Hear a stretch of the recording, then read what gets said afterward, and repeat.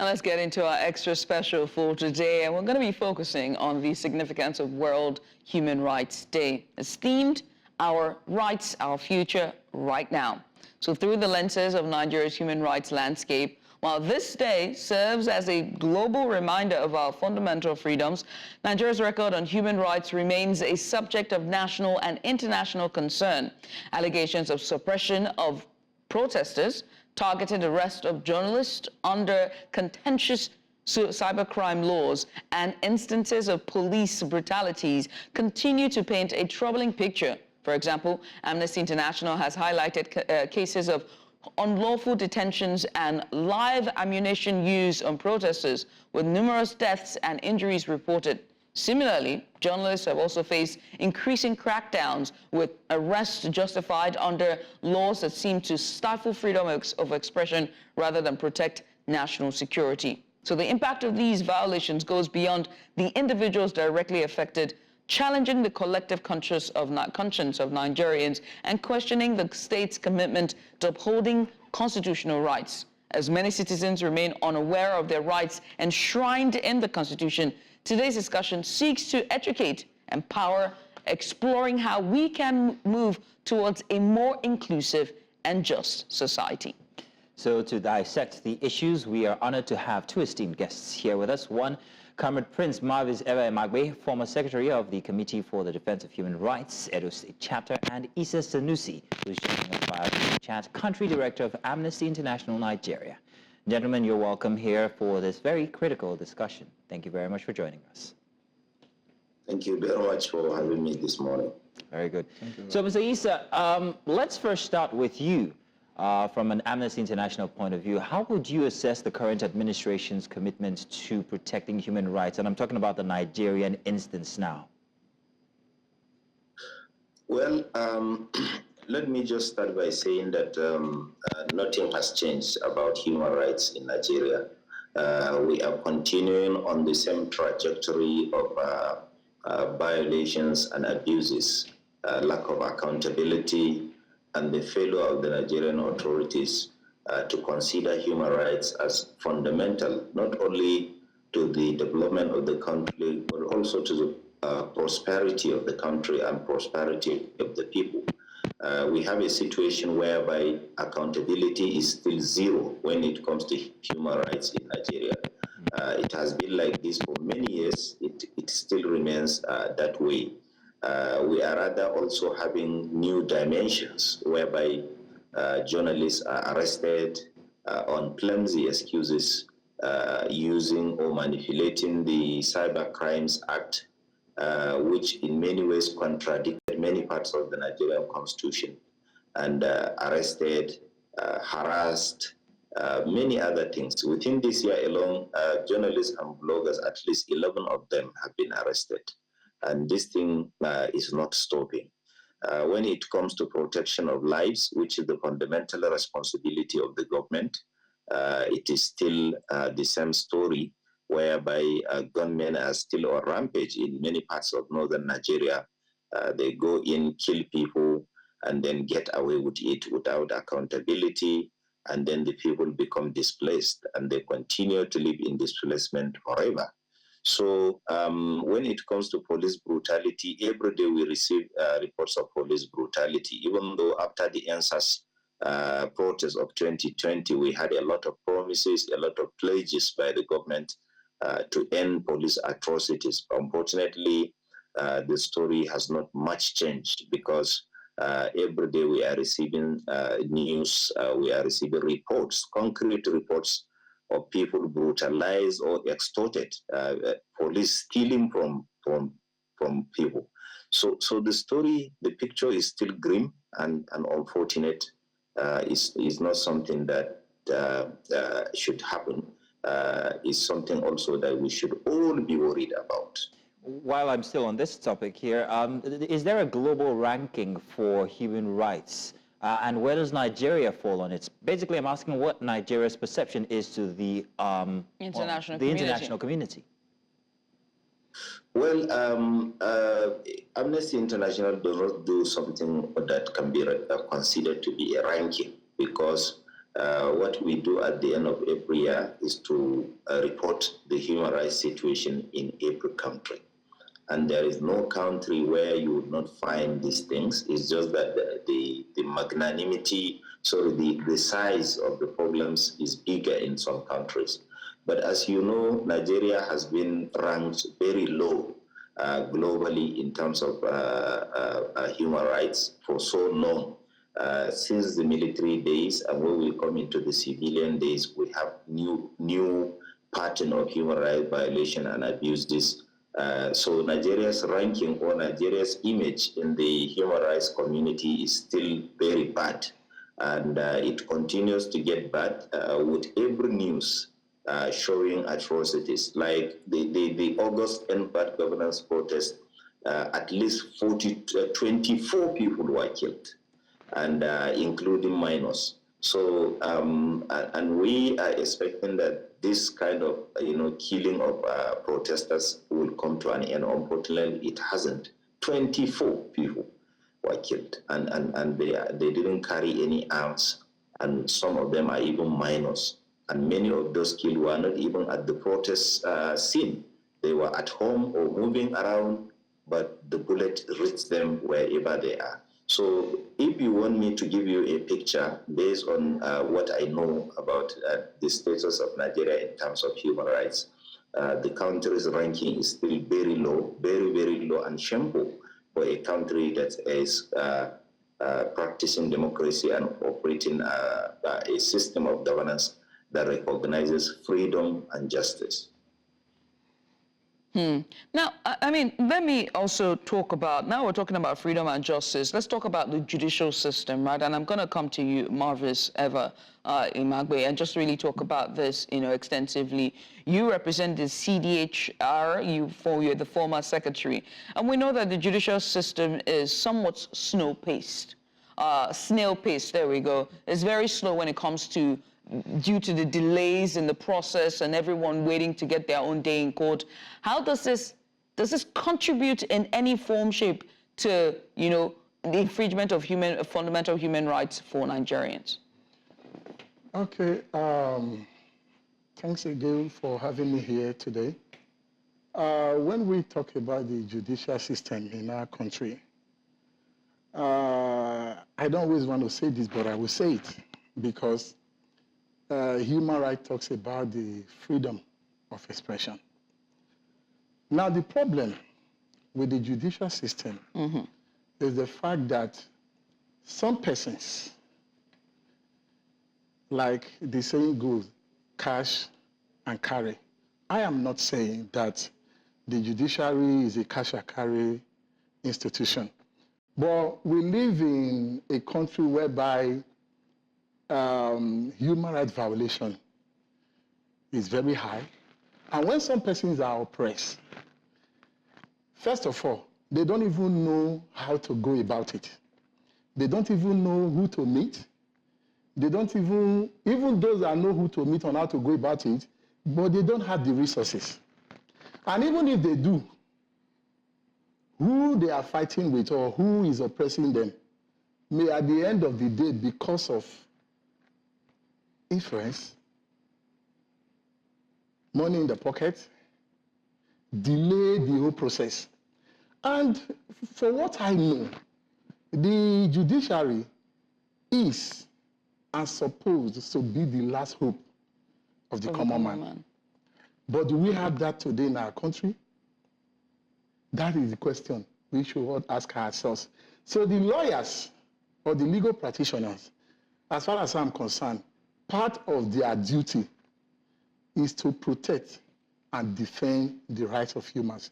So I would say that the judiciary, though they are trying their best, but I want to plead that they should put in more effort to make sure that human rights violations are not condoned at all in any court.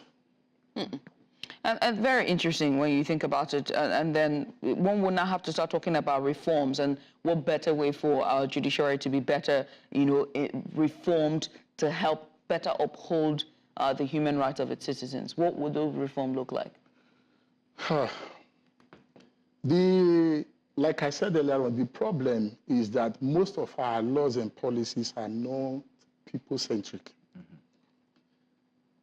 To have a better society that is just and equitable for all, every policy must carry the people's mind. And if we must do that, the judiciary must be truly independent without any form of interference. So to have reforms of the judiciary, or in whatever way you want to put it, we must, as a people, try as much as we can to make sure that every policies and every reforms that we are going to bring about to help the judiciary carry out their functions, and also for human rights to be a sustainable thing, we must make it a people-centric policy. Okay. Mr. Issa, I'm going to come back to you now, and I'm going to ask this question regarding rights and individuals, and whether individuals are truly aware of their rights, especially in most African countries. I'm sure that you have researched into other countries and how this plays out. But in a country where the populace are not aware of what their rights are, whose responsibility is it that they do? Is it that of the people themselves, or does the judiciary have any responsibility here, or the government itself? How can we bridge this gap, this knowledge gap, deficits that we have when it comes to our rights as human beings, as Nigerians? Well, let me look at it from the angle of responsibility. I believe that the first responsibility is on the government. The implementation of laws and making sure that people respect the law and did not violate it lay squarely on the shoulders of the government. Therefore, the government has a responsibility to inform the people, okay, when there is a breakdown of electricity in your area, this is the right you have. When you don't have sanitation, this is your right. And this is where your right stops. This is where it begins. So it is the duty of the government, because they are the custodians and of the law and the rules, to tell the people these are your rights. For example, when you go to a hospital, you are supposed to know what your rights are. The hospital should tell you what you are entitled to, how long you will wait to see a doctor, what kind of medicine that you can be given for free, and what you have to pay, and what are the rules. And so everything has to be spelled out clearly to the people, and the government will benefit much more if it has invested in human rights education. Because when people know their rights, that is when they will be able to function and to protect those rights. On the part of the people also, there is a responsibility, if the government is not doing the right thing to adequately give people a human rights education. It is their own duty as well to inform themselves, to try to seek the knowledge about what is my right. For example, when it comes to paying tax, the government is asking us to pay more and more tax. So does that tax means that we are just like slaves? We just toil for the whole month, and then somebody to take a chunk of our salary as tax, and then we see that person flying around the roads with huge convoy of wasteful cars, expensive cars. What is our right regarding our tax that we pay? And how is our tax being used? They have the responsibility to tell us. And when we have breakdown of water supply, people don't need to dig boreholes to drain the whole ecosystem of the water supply underground and cause chaos in the future. So all these things means that the government has to adequately inform people, but the government is benefiting from people's ignorance. Therefore, that is why they are not interested in investing in human rights education. They don't even like the mention of human rights, because they want a situation whereby the society will continue in the form and format of the societies of the medieval time, where you have lords, where you have monarchs, people with overwhelming power, where might is right, and this is the situation we are. When governors pay salary, they want to be patted on the back. When governors pay salaries, they pay pensions, they want it to be a breaking news in the media. And so these are some of the things that we have to consider and make sure that we are doing. But in the part of the people and lawyers and human rights organizations like ours, we also have a responsibility. And that's why Amnesty International has a human rights education plan, which we are implementing across Nigeria. But we target young people because we believe that instilling the ideals of human rights has to start from the younger generation so that we will have a future generation that is completely different from the present generation. And that is why, when you hear stories of bullying in secondary schools, it's shocking. And we want to stop that by making sure that we extensively and aggressively carry out human rights education across secondary schools and universities so that the new generation will come without that baggage of human rights ignorance and human rights violation.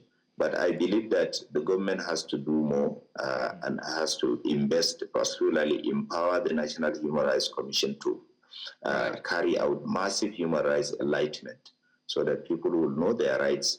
And it's only when people know their rights that they can be able to protect them. And lawyers to have a moral responsibility because their knowledge of the law comes with responsibility. It's not just about making money out of it. It's also giving back to the society by enlightening people, helping them to protect their rights and making those rights very clear so that people will understand where their right begin and where it ends, and they can be able to protect them from violators. And we have violators all over the place. And these violators sometimes are security personnel, sometimes are top politicians, and sometimes are prominent persons in business. And we have to tame them. We have to make sure that they could not just use their power to trample upon our rights, to destroy lives. Mr. Issa, I have to ask, right, you are a representative of Amnesty International. I'm throwing this question to both of you, but let me start with you. This year, we saw the fallout of the hashtag #EndBadGovernance protests, which lasted about 8 days, 10 days from the 1st of August, and the aftermath of that protest, which was the arraignment of minors at a federal high court in Abuja. So I have to ask you, what are some human rights violations that happened during the protest that we saw this year? Let me start with you, Mr. Issa. An extensive research about what happened between the 1st of August and to the 10th of August during the EndBadGovernance protest. First of all, I have to say that that protest was very successful in the sense that it sent the message directly to the leaders of Nigeria that they are trying to use very bad economic policies to make poverty abundant instead of making prosperity abundant. What happened was that before, I have never seen a protest, even EndSARS, I have never seen a protest where government use all means to stop, like EndBadGovernance, because many things were used, many tricks were applied before the protest to make sure that it does not take place, like intimidating people, harassing people who support it, even sponsoring some imposters from Sudan to come and tell us that if we do protest, Nigeria will become like Sudan. People dress up like Sudanese, but they are not Sudanese. They were paraded in mosques, they are paraded in media across northern Nigeria just to stop people and scare them from seeking their rights. But the protests took place. Unfortunately, there was violent crackdown because in some places, some thugs and some people who wanted to derail the whole protest took advantage of that and caused a lot of chaos by looting and vandalizing government properties. But where the majority of the people were killed, that is in Kano, at least 12 people were killed in Kano. Where majority of the people were killed, there was not even much problem. Politicians sponsored some thugs to derail the protest. But at the place, one area in Kano called Rijiyar Lemo, where majority of the people, of those 12 people were killed, there was not even looting, there is nothing. It's just a case of police confronting people, chanting songs, seeking change, asking for good governance, confronting them with live ammunition. And at the end of the day, while the people were retreating, the police kept on chasing them and gunning them down. And at the end of the day, 12 people were killed in Kano. All right. In other cases as well, similar thing happened. But it was all a clear indication of the fact that the police has not changed. They still use excessive force. And it was really against the law for them to confront peaceful protesters with live ammunition. Mr. Sanusi, thank you very much for giving us details of exactly what happened the past elections, or rather protests, from your perspective on your research and all. I'm going to come to the studio here and ask Mr. Eva Magbe, how many Nigerians know their rights? Don't answer yet. Now, because we had to actually go to the streets and we had to take a sample ourselves before we actually put this out today as a discussion. So let's find out exactly what we found out when we hit the streets to find out if Nigerians truly know their rights.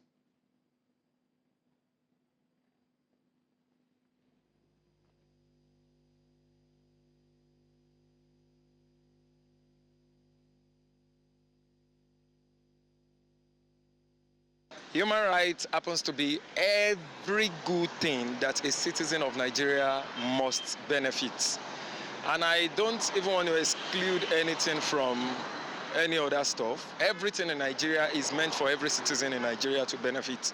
But because of what has been happening, because of the Olabalu, chaos, every other thing has been depriving, this has really made the government to be depriving us of our rights. So as a good citizen of Nigeria, the only thing I know I benefited from government happens to be the movement and the freedom of religions, because I go to any church I wish to go, and I have the right to move from one place to another without anybody restricting my movement. So, but any other thing, I don't see any other advantage there. As a citizen of Nigeria, I have right to life, right to freedom of speech, right to vote and be voted for, right to be free. They don't really follow the constitution anyway, but as an individual, I know my rights and I'm glad I do. Nigeria, how you do like this now? That right, many people know they no one they do them again. Even to free to talk on self, even police, everybody on self, you go to fear because something where you not do on self. They go talk say you do them. I know I have freedom of movement.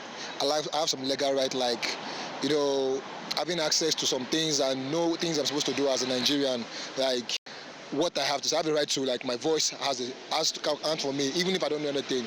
But as it stands in Nigeria now, I'm deprived of everything. Even to walk on the street, I'm deprived because you get police harassing people and you know all that because of the fact that they are actually on uniform and all that. And from the governmental side, you don't get the benefits. You know, when it comes to like taxation, if I don't pay direct tax, I pay indirect tax, and these people you talk about indirectly collect tax from me, and I don't benefit any of those things. So you see, so if you come about talking about my rights, I don't think I have a right in this country because I'm denied of all those rights. We don't really have the right because everyone in power has the right over everyone's down below. So everyone down below doesn't have any rights over. So it gives someone not to be able to speak his mind, to talk to your boss, like all the rights, human rights, everything was seized by anyone you see that is ahead of you. We don't have rights at all. We don't have rights. If I say we have rights, we are lying. We just have rights maybe to be alive, not to be sick, if we have the means. But the ones that are poor, they only have rights to die. But as we are, we don't have rights. As a citizen of Nigeria, we don't have rights. Is the truth. We don't have rights. Because you know how the economy is now, so I don't want to start. We don't have rights. We don't have rights because if anything is going, we are just suffering and smiling and trying to ease the pain. That's all. We don't have rights.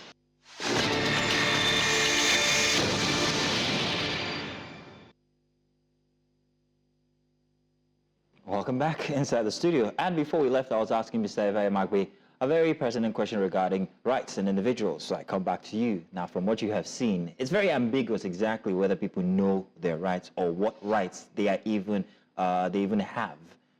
I'm even confused at this point. It was so interesting when one of the respondents there was linking human rights to economy. He said, we don't have rights. You know how the economy is now. If I start, I don't finish it today. Another one did a very interesting comparison here, and I hope Mr. Issa is listening as well, where he compared it to Animal Farm, although he didn't put it exactly like that. But anybody ahead of you has more rights than you do. So what can we do to bring people, and now this is for you, Mr. Imagwe, what can we do so people are aware of the wide spectrum of rights, not just the right for movement or the right for this, but all of it? Okay. I think the last speaker talked about, you know how the economy is now. I think that caught my attention. The economy. If we truly have these inalienable rights that is inherent in us, I don't think we'll be going through what we are going through right now. So, on one hand, I will support him when he says we don't have rights. And many Nigerians believe that rights or human rights don't work in Nigeria. I've engaged some persons who will tell me, oh God, I beg you, all this you want just they do, one for formality. Rights no they happen here. Now for Igbo land, all these rights they. And he will not blame them, because when we talk about how many Nigerians know their rights, one thing is to know. Another is to know what to do with what you know. Then why majority don't even know? They believe that the government decides everything. Whatever the government dish out to us is what we follow. Why those that know their right or like know it, like reading it, this is my right, they don't know how to go about it? Some that knows how to go about it, the fear of what if I start doing this thing now? You sure say they're not going to arrest me so. You sure say they're not going to kill me so. You sure say my life not going to be danger. That fear also play a role why Nigerians believe we don't have rights. Now, there is this saying that it is better to live for something and to die than to die for nothing.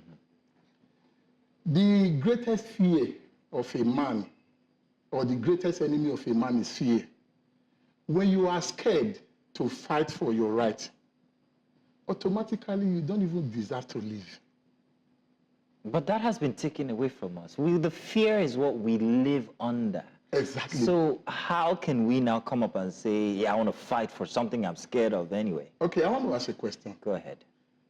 For you to be sitting there today, some persons fought for the freedom of this country so that one Oga or slave master will not just come to say, Mazino, get off from that place. And this person, they know that whatever they are going to start now or do will attract some implications. But they were ready to die. Some of them never even believed that they will even witness Nigeria independence. But they went ahead to fight for what they believe is their right. So if you are living with that fear, I know that the system has been designed to put fear in us in order for us not to fight for what rightfully belongs to us. But if you are living with that fear, you never get somewhere. Now, as individuals, read, ask questions, join human rights movement. There are courses online that you can take as regards human rights so that you can equip yourself. By the time you equip yourself with this knowledge, some of these fears will begin to leave you. By the time you are now mingling with some persons who are in the race already, some of these fears will begin to leave you. And you will now be better equipped to confront any fear or obstacles that may come your way. But the human rights movement, are we really doing enough to even educate the public? Because if you want to wait for the government, at the end of the day, I will say nothing will happen. Automatically, the human rights movement, we are not doing enough, and I will not blame some of us, because to really do anything, money must be involved. Let's say, for example, you want to go on doing campaign at the grassroots level to educate the people what their rights are. First of all, you need to eat that very day. They need to eat as well. To have the energy. They too need to eat to have the strength and energy to even listen to you. Mm-hmm. Because they may even say, I beg, I don't want yes, it's money, I never eat, and I don't fight for my right to eat. Mm. No wonder that man linked human rights to economy. Roundabout. There we go. So now, you that is going to preach this human rights gospel to them, you also need transportation. Some of us, a lot of persons see us as jobless people. Like, na Nigeria, when they do all this one, will not get work. And at the end of the day, they will still run to us when their rights are violated. Mm-hmm. Person will not get work. So we need to do more, just like you are doing now, because it's a collective effort. Okay. Okay. You are just creating awareness now. Okay. The Human Rights Day is already over, although we are still in the month. But today you have created a platform to educate the people, the media houses, the government, institutions, in any form. They all need to collaborate, to work together so that we can have the human right that we truly deserve, not the one on paper or the one we just talk about without enforcement. All right. Let me come to you, Mr. Issa, and just wrap up this discussion for this morning and ask you, I mean, we have called the media, all thanks to Mr. Imagbe here, he's called out the media, civil societies, and even the government when it comes to just human rights education for the masses. But I have to ask you, what critical partner is left out of this discussion? I believe that, let me first of all start by saying that the media is the most important, most fundamental contributing sector of the society in terms of enlightening people on freedom and justice. I believe that no any segment of people will parallel or even compare with the media in terms of promoting and protecting human rights.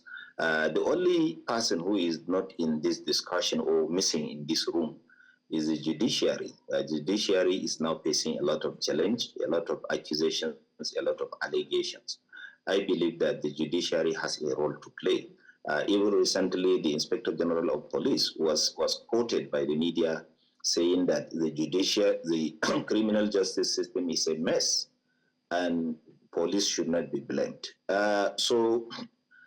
Everyone is pointing fingers at the judiciary. I think if this is a room where we are having the discussion, the judiciary is the only institution that now faces a lot of challenges. So many allegations of manipulation, so many allegations of favoritism, so many allegations. So the judiciary has to clean itself up, because without the judiciary, no country will survive.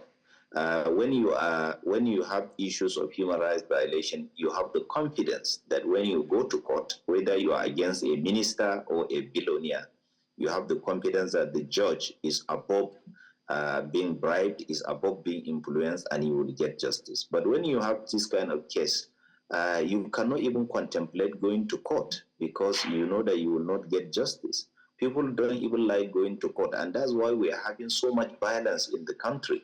When someone took away something that belonged to you, instead of going to the court to seek for your right through a judicial process sanctioned by the Constitution, people just take the law into their own hands. That's why we have a very, very, very violent society in Nigeria.